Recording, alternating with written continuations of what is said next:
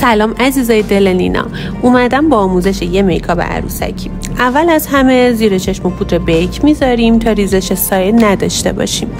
خب مرحله اول با یه سایه پودری سفید مک رنگ وانیلا کامل گوشه داخلی چشممو روشن میکنم. مرحله بعدی با انگشت سایه شاین کره‌ایمو به صورت ضربه‌ای فیکس میکنم. حالا با استفاده از یه قلم فلت تیره ترین رنگ پالتمو که رنگ عنابی تیره هست به سمت گوشه خارجی چشم با تکنیک ضرب و کشش فید میکنم.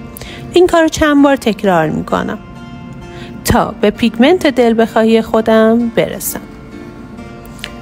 با یه بلندینگ براش متوسط رنگ مدیوم صورتی رو دقیقاً بالای پلک سوم به صورت رفت و برگشت متوالی فید میکنم.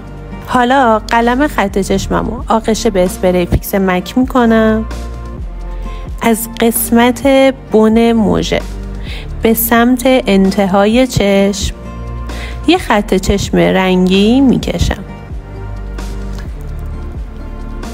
خط چشم رنگی من دقیقاً باید تناسب رنگ داشته باشه با سایه تیره‌ای که قسمت خارجی زیر چشم استفاده کردم.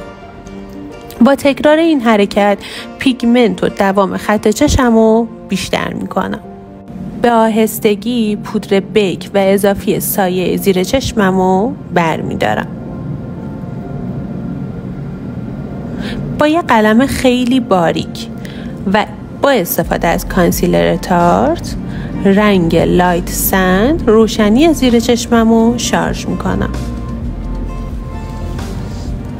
این کارو خیلی بچه‌ها باید به آهستگی انجام بدین. حواستون باشه تا میتونین خط و مرز بین سایه‌تون رو فید کنین و اون روشنی گوشه داخلی چشمتون رو تو قشنگترین حالت خودش نگه دارین.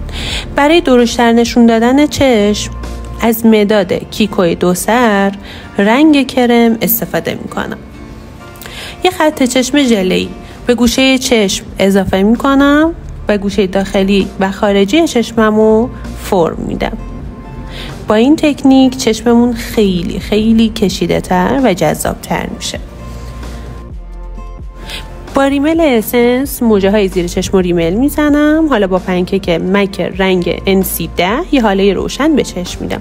رسیدیم به مرحله جذاب موجه گذاری. با استفاده از یک پنسل سرکش موجه های فیشه رو چیدمان میکنیم از سایز 16 تا 8.